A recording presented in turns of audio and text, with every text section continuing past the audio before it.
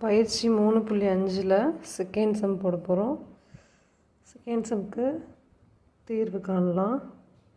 இப்போது p² - 10p + 21 / p - 7 × p² + p - 12 / p - 3 the whole square. So இப்போ என்ன பண்ண போகிறோம், ஃபஸ்ட்டு இதுக்கு ஃபஸ்ட்டு தனியாக காரணிப்படுத்தி பார்த்துக்கலாம். ஸோ இதுக்கு காரணிப்படுத்தி பார்த்தோன்னா ஒரு ரஃப் ஒர்க் மாதிரி போட்டுக்கோங்க. ஸோ இப்போ இந்த 21 மேலே வரணும், இப்படி ஒரு கூடு போட்டுட்டு கீழே என்ன வரணும்னா -10 வரணும். எந்த 2 நம்பரை கூட்டினாலோ கழிச்சாலோ 10 வரணும். அதே 2 நம்பரை கூட்டினாலோ 2 நம்பரை பெருக்குனா 21 வரணும். ஸோ எந்த 2 நம்பரை கூட்டினா கழிச்சா 10 வரும்னா, இப்போ -7 -3 இன்னொரு ட்ரிக் கூட நீங்கள் ஞாபகம் வச்சுக்கலாம். 7 3s are 21. ஸோ பெருக்கலை கூட நீங்கள் ஃபஸ்ட்டு கண்டுபிடிச்சிட்டு அப்புறம் கூட கூட்டல் போட்டுக்கலாம். ஸோ 7 3s are 21 வரும். இப்போது 2 சைடுமே மைனஸ் இருந்தால் மட்டும்தான் மைனஸ் இன்ட்டு மைனஸ் ப்ளஸ் ஆன்சரில் வரும். அதே மாதிரி ரெண்டு சைடு மைனஸ் இருந்தால் மட்டும்தான் 2 நம்பரையும் கூட்டிட்டு அதே மைனஸ் சிம்பிள் போடுவோம் நம்ம கூட்டலில்.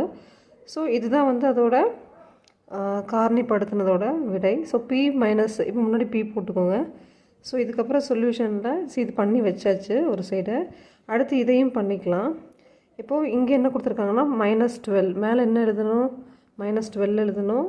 அதே மாதிரி இது மாதிரி கோடு போட்டுட்டு கீழே என்ன எழுதணும்னா p பக்கத்தில் ஒன்றுமே இல்லை. ஸோ இப்போ இங்கே 1 இருக்குன்னு அர்த்தம்.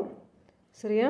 இப்போ எந்த 2 நம்பரை பெருக்குனா -12 வரும், அதே 2 நம்பரை கூட்டினாலோ கழிச்சாலோ 1 வரணும். ஸோ இப்போ 12ஓட ஃபேக்டர்ஸில் என்ன, 1 12s are 12, 4 3s are 12. இப்போ 4 3s are 12 எடுத்துக்கலாமா?